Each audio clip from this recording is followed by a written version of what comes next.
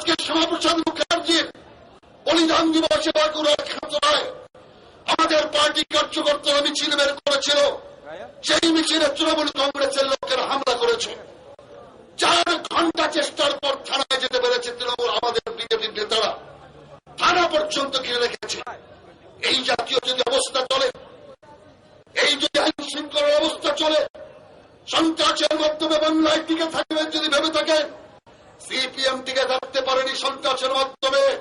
তৃণমূল কংগ্রেস কান খুলে শুনে রাখুন, আপনারাও টিকতে পারবেন না।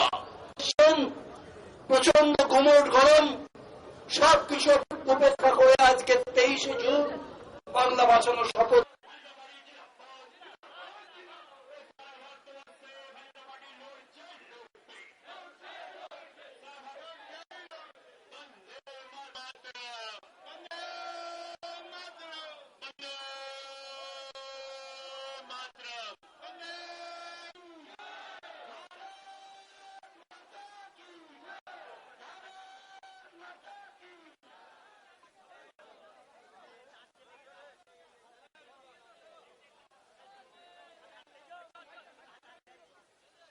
अब बंगाल बचाओ इसलिए क्योंकि लोकतंत्र गायब हो गया है वेस्ट बंगाल से ममता जी के शासन में। यहाँ पे तानाशाही आ गई है और तानाशाही जब रहती है तो देश की जनता या राज्य की जनता पिसती है और आज वही हो रहा है। ना ही कोई कोई एम्प्लॉयमेंट नहीं हो रही है, मैन्युफैक्चरिंग खत्म हो गई, ना रोडें ठीक बन रही हैं, ना ही यहाँ पे कानून व्यवस्था है ठीक है। और भारतीय जनता पार्टी से इतनी घबराई हुई है ममता बनर्जी कि वो हमारे ही कार्यकर्ताओं के ऊपर लाठी चला रही है, मार रही है और हमारे ही कार्यकर्ताओं की हत्या भी हो रही है, मगर उनको फर्क नहीं पड़ रहा है। इसलिए बंगाल से लोकतंत्र वापस आए, इसलिए हम लोगों ने ये आज रैली करी है और ये आज नींव भी डाली है क्योंकि श्यामा प्रसाद मुखर्जी का बलिदान दिवस है। आज जब हमने नींव डाली है तो 2016 में फाइनल परिवर्तन होगा। দেখুন, পশ্চিমবাংলা শিক্ষায়, সংস্কৃতিতে, শিল্পে, কৃষিক্ষেত্রে পশ্চিমবাংলা আজকে সর্বনাশ অবস্থায় এসেছে।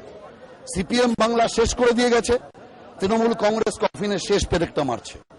সেই কারণে বাংলার মানুষের কাছে আমরা এই আবেদন নিয়ে বেরিয়েছি। শ্যামাপ্রসাদ মুখার্জি একদিন এই বাংলাকে পাকিস্তান থেকে কেটে এনে আজ ভারতের অন্তর্ভুক্তি করিয়েছিল।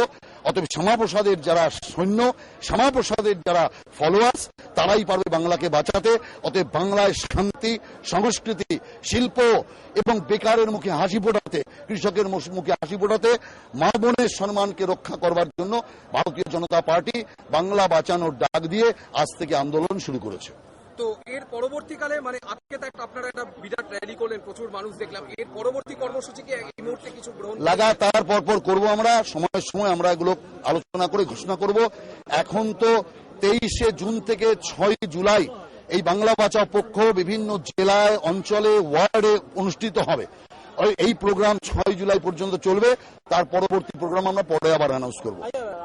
এখন প্রায় 1 যুগ হয়ে গেছে রেল ভাড়া বাড়েনি, 1 যুগ হয়ে গেছে রেল ভাড়া বাড়েনি।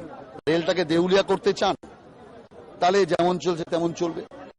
আর আমরা কমিটমেন্ট কি করেছি, আমরা বিদেশি বা আন্তর্জাতিক মানের আমরা রেল ব্যবস্থা ভারতের মানুষকে উপহার দেব। তো সেই কারণে আন্তর্জাতিক মানের যদি রেল ব্যবস্থা দিতে হয়, রেলকে লাভে আনতে হবে। আর এই যে রেল ভাড়ার সুপারিশ বাড়ানোর সুপারিশ তো কংগ্রেস সরকারের সুপারিশ, বিজেপি সরকারের নয়। ওরাই সুপারিশ দিয়েছিল এবং এই ইলেকশনের 16 মার্চ ওরা সেই সুপারিশটা 2 লাইনের চিঠি লিখে রদ করেছে, যেটা আমাদের কাছে আছে। অতএব প্রধানমন্ত্রী এবং রেলমন্ত্রী মন্ত্রিসভায় পাশ করিয়ে নিয়েছিল যে রেলের এইরকম বর্ধিত ভাড়া। অতএব কংগ্রেস এটা করেছে। ওদের যিনি সাংসদ আজকে দীনেশ ত্রিবেদী, উনি রেল ভাড়া বাড়াতে গিয়ে ওনার পথ খুঁড়িয়েছে। তো সেই কারণে পরিষ্কার আমি আপনাদের বলছি যে রেল ভাড়া বাড়ানো ছাড়া রেলকে বাঁচানোর আর কোনো রাস্তা নেই। এরা রেলের আয়কে না বাড়িয়ে শুধুমাত্র ভাড়াটাকে আটকে রেখেছে, যার জন্য রেল আজকে দেউলিয়া হওয়ার অবস্থায়। ভারতবর্ষের মানুষ কি চান যে রেলটা দেউলিয়া হয়ে যাক, নিলাম হয়ে যাক? আমরা নিলামের হাত থেকে বাঁচাতে সরকারে বসেছি, শুধুমাত্র জনমোহিনী বক্তৃতা দিতে সরকারে বসিনি।